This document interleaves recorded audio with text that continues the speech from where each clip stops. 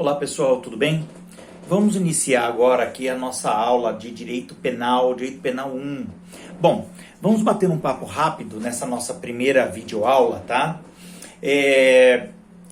Nós vamos formatar da seguinte maneira, pessoal.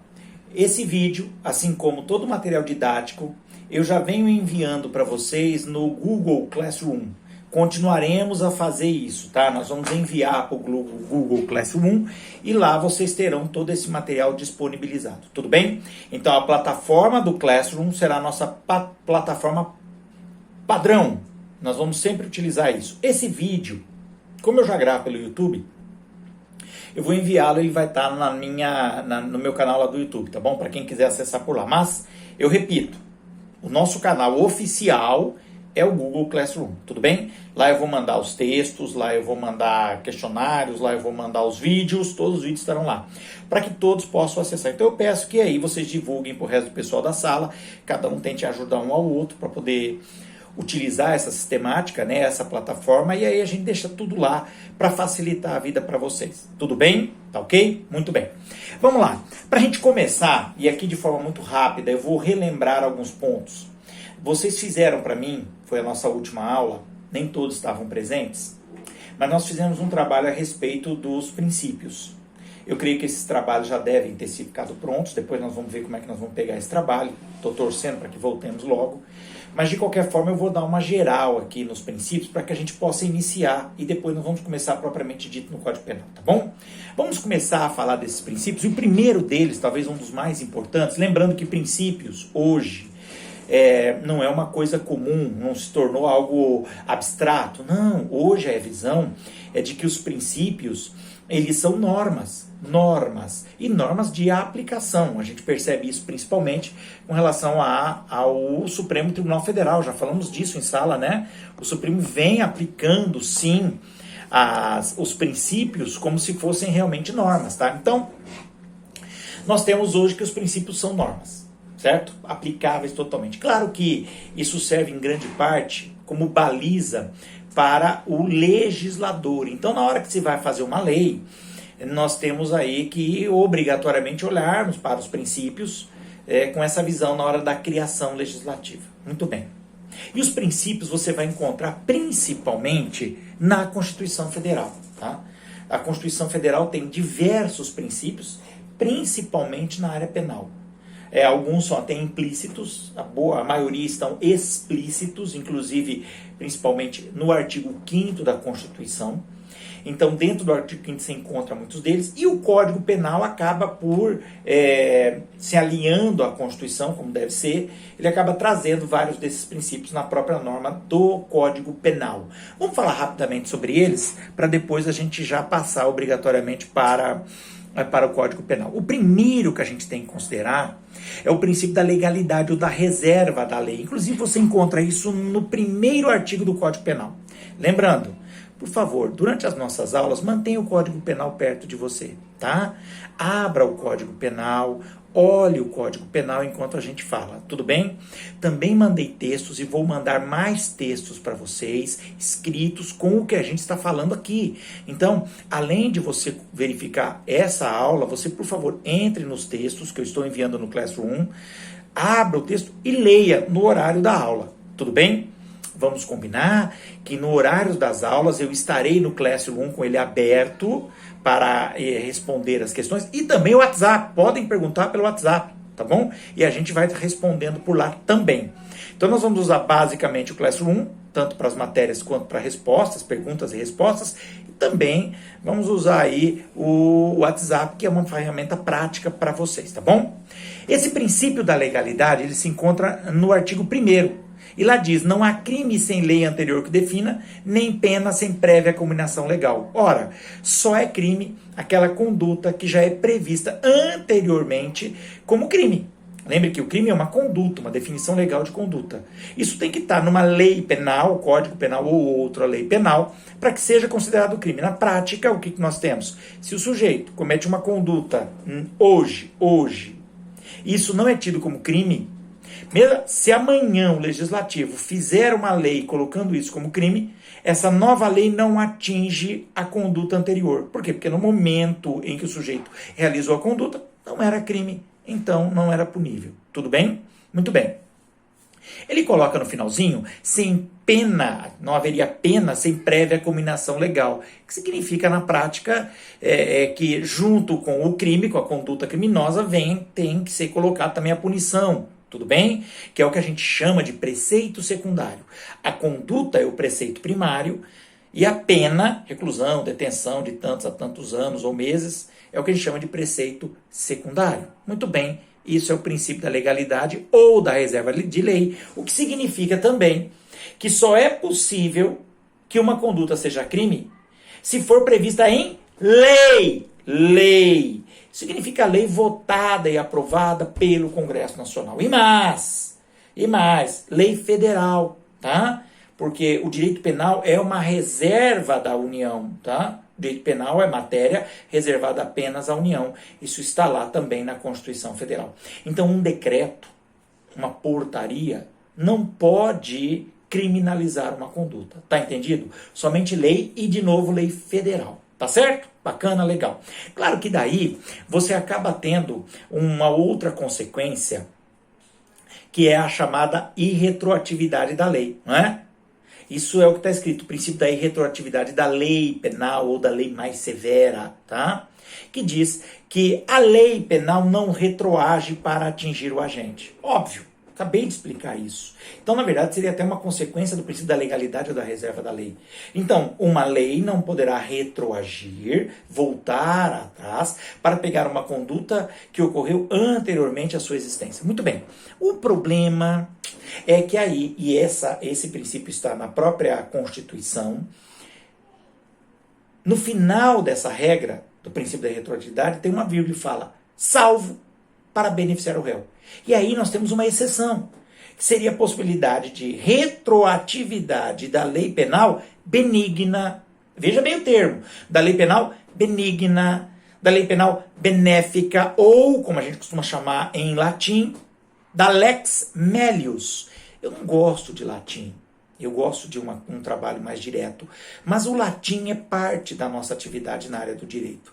Então nós temos que aderir a isso, compreender certos termos, porque muitas vezes na nossa área o jargão em latim é mais usado até do que a norma geral, tá? Então a lex melius seria isso, uma lei penal que beneficia o réu.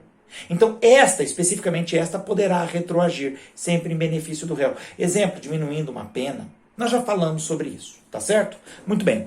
Outro princípio interessante é o chamado princípio da proibição da analogia e malam partem. Nós já falamos que, basicamente, é proibido essa adequação típica por semelhança. Isto é, você não pode usar de analogia dentro do direito penal. Você não pode pegar uma situação que é parecida com um crime e dar a ela a mesma punição penal. Não é possível. Ou aquela conduta é definida como crime, ou ela não é crime. Então não temos analogia. Cuidado, nós temos o que se chama interpretação analógica, e isso é possível, tá? Isso é possível. Mas aí o próprio tipo penal traz isso. Como? Nós temos aí uma conduta, já falamos sobre isso também, estou relembrando a vocês. Nós temos um caso específico chamado de casuística, então a própria lei dá um exemplo, como é o caso do homicídio qualificado por promessa de pagamento, então ele dá um exemplo, e aí coloca ao final, ou qualquer outro motivo torpe. Ora, ele deu uma casuística, uma situação, promessa de pagamento, e depois ele deu uma interpretação analógica, mas ele expressamente coloca a interpretação analógica sendo possível. Outro motivo torpe, qualquer outro motivo que seja repugnante, que seja repulsivo, que seja nojento, né? E que muitas vezes envolve recursos, dinheiro, tá bom? Então você tem interpretação analógica, não é analogia. Já falamos sobre isso, vocês têm também um trabalho a respeito disso dentro dos textos que nós enviamos, que está lá, aqui também no Classroom. Beleza? Muito bem. Princípio da anterioridade da lei, só a pena e crime se o ato foi praticado depois que a lei define e esteja em vigor. Veja que nós temos aqui um paralelo do princípio da legalidade ou da reserva legal. O princípio da anterioridade da lei penal tem também uma relação íntima, intrínseca, umbilical com o princípio da legalidade. Ora, só é crime aquela conduta que existe uma lei anterior que define como crime. Tudo bem? Então, muito simples, muito prático, mas que tem uma aplicação concreta, tá? Diante de uma nova crime, de um novo crime, aqueles anteriores, as condutas anteriores, não podem ser apenados. Tudo bem? Muito fácil. Um outro princípio muito interessante é o princípio da fragmentariedade. Olha que interessante esse termo. Quando ele fala fragmentariedade, ele está querendo dizer o seguinte, que o Estado só protege os bens jurídicos mais importantes, assim intervém nos casos mais graves, de maior gravidade. Calma que aqui você pode até confundir com intervenção mínima, que também é uma outra faceta desse princípio. Veja, o direito penal, ele atinge, dentre todos os ramos do direito, é o que atinge de forma mais pesada o indivíduo ou cidadão. Por isso, ele deve ser reservado para situações muito específicas, tá? Muito específicas. Isto é, efetivamente, aqueles bens jurídicos que realmente têm um valor muito grande para aquela sociedade. Daí vem o princípio da chamada intervenção mínima, também ligado a ele. Veja bem, o Estado só deve intervir no direito penal quando os outros ramos do direito não conseguirem prevenir a conduta ilícita. Quem fala isso é Damásio de Jesus. Então veja, de novo, o que seria a intervenção mínima? O direito penal só deve intervir quando os outros ramos do direito, o civil, o administrativo, o tributário, não conseguirem prevenir a conduta ilícita. Tudo bem? Então veja, se um funcionário falta muito no trabalho, o servidor público, veja, é crime faltar ao trabalho? Não, crime não é. Agora, ele será punido? Sim, ele pode inclusive perder o cargo, está em direito administrativo. Mas veja que você não transformou em crime a falta do funcionário, a falta do servidor. Percebeu?